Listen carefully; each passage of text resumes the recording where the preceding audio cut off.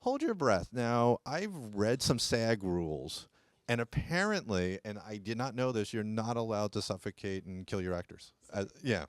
So, what for you was the biggest challenge? Because you came on early, what was the biggest challenge of thinking about how are you going to pull this off? Safety was the biggest challenge, for sure. What is an actor willing to do? Because everybody on the film, and by everybody I mean the filmmakers, wanted things to be as practical as possible. So it's like when you see the film and you see the dust storms that Sarah's in, they're real. Like VFX adds to that, which is super cool. But the storms are real. So it was like, what is an actor willing to do? And then where do we draw the line? So, of course you're going to draw the line at you can't come out of like a pyramid of dust. Like, A, the weight alone, but B, you can't breathe. And so it was one of those things where, because the filmmakers were really responsible, contacted people early, asked all the right questions, they were able to get exactly what they wanted because we were able to make that happen for them. Now, you had a lot to do a lot of doubles, like, since you couldn't do certain things. What was that process trying to match the actor, to the, let's say, the body double? Yeah. Well, so that's where Autonomous, the special effects lab, comes in. And at the time, they actually all got COVID. So all 14 of the people in the lab got COVID. And that's when Vincent Van Dyke effects and Hamer effects came in. And they were like, we can 3D scan. Because now, we used to take life casts and everybody used to be in a physical life cast and people who were claustrophobic really dreaded that. And now we just 3D scan people and we do dental matches and we do eyelash matching, eyebrow matching. And so all of that detail gets really written in digitally and then the artists themselves create a practical silicone double of that.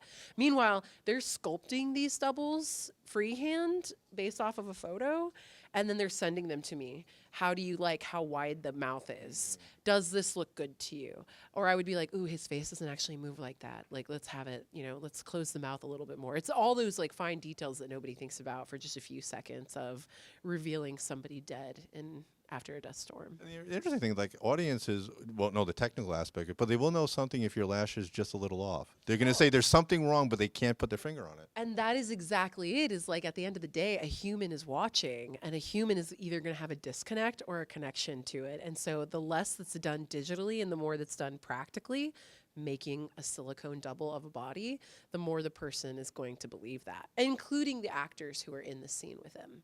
The weight of those bodies, it was almost the same weight as the actors themselves. So like when our sheriff is pulling this kid out of the sand, the dust, spoiler alert, so sorry, he was able to feel the weight of the body, and that way they can do their job. And it's all because we did our job really, really well, really, really well.